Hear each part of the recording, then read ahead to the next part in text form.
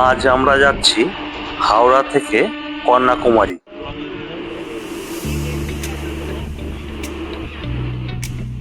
আমাদের train 12665 Kanyakumari superfast express. গাড়ির সময় হাওড়া থেকে বিকেল 4টে। আমরা 3টের সময় সেই মতো লোকাল ট্রেন ধরে হাওড়া স্টেশনে চলে আসি। বাড়ি থেকে বিভিন্ন রকমের খাবার আনা হয়েছিল, কিন্তু সেই খাবার ইচ্ছে না হয় আমরা দুজন বেরিয়ে আসি স্টেশনের বাইরে ডিমের টোস্ট খেতে। ডিম টোস্ট খাওয়ার পর যখন আমরা দুজন স্টেশনে প্রবেশ করি, তখন আমাদের বাকিরা সবাই বাড়ি থেকে আনা খাবার খাচ্ছিল। এর মধ্যেই স্টেশনে আমাদের ট্রেন দিয়ে দিয়েছে। কোনো রকম খাওয়া শেষ করে সবাই ট্রেনের দিকে এগিয়ে যাচ্ছি। একদম শুরুতেই আছে জেনারেল ডিব্বা, ভিড়টাও বেশ চোখে পড়ার মতো।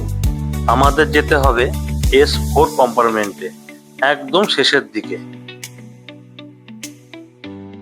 অনেকটা হাঁটার পর পৌঁছে গেলাম S4-এ। এইদিকে ট্রেনও ছেড়ে দিল।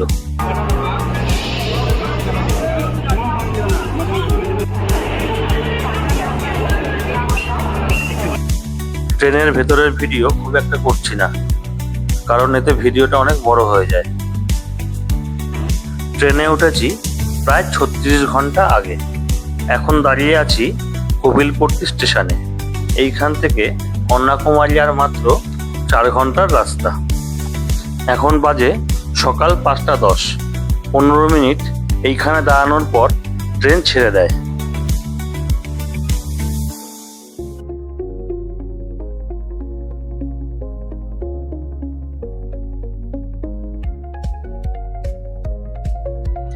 এই জায়গাগুলোর পরিবেশটা একটু অন্যরকম।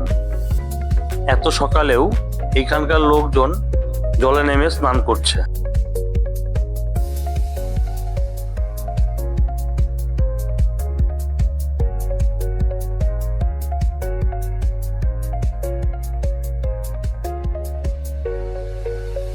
সকালের নীল আকাশ, তার মধ্যে এই পরিবেশ সুন্দরভাবে উপভোগ করতে করতে যাচ্ছি। এর মধ্যেই দেখলাম বায়ুকল বা উইন্ড টারবাইন। প্রথমে ভেবেছিলাম 2-1টা, কিন্তু এরপরে দেখলাম হাজারে হাজারে বায়ুকল রয়েছে।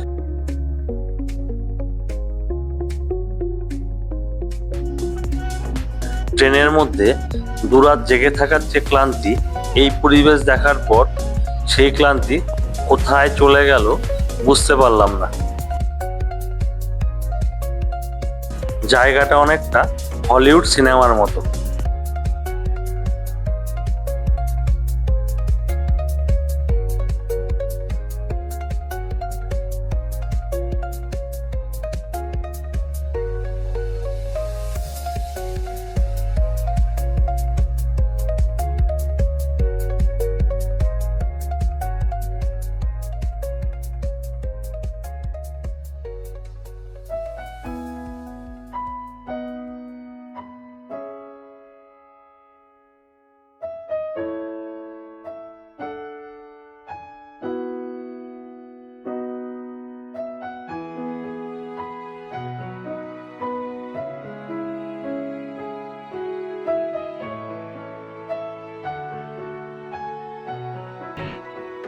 আমরা এখন কন্যাকুমারীর খুব কাছাকাছি। ট্রেন দাঁড়িয়ে পড়লো অ্যারেলভে মোজি স্টেশনের সামনে। উচ্চারণটা আমার কিছু ভুলও হতে পারে, তবে এই জায়গাটা ছিল একদম মাইন্ড ব্লোয়িং। পাশেই দেখা যাচ্ছিল পাহাড়, আকাশে ছিল হালকা সাদা মেঘ, আর এর সঙ্গে নীল আকাশ। এই ট্রেনে আমাদের সহযাত্রীদের দেখা দেখি আমরাও নেমে বেশ কিছু ছবি তুলে নিলাম। আমাদের গাড়ি এখন ঢুকছে নাগেরকয়েল স্টেশন। যিনি এই স্টেশনের নাম নাগেরকয়েল দিয়েছেন, তিনি যথার্থভাবেই দিয়েছেন, কারণ ট্রেনটা যখন নাগেরকয়েল স্টেশনে ঢুকছে, সাপ যেইভাবে পাকিয়ে থাকে, ট্র্যাক আর স্টেশন একইভাবে তৈরি। ট্রেনে ওঠার প্রায় 41 ঘন্টা 30 মিনিট পর আমরা পৌঁছে গেলাম কন্যাকুমারী স্টেশনে।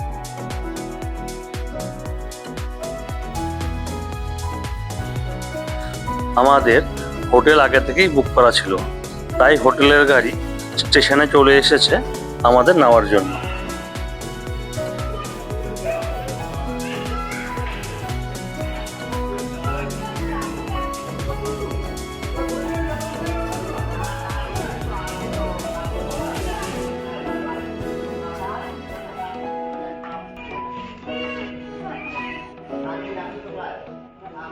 আমরা যখন হোটেলে যাচ্ছিলাম তখন এইখানে দেখতে পেলাম এখানকার স্থানীয় কোনো একটা পুজো।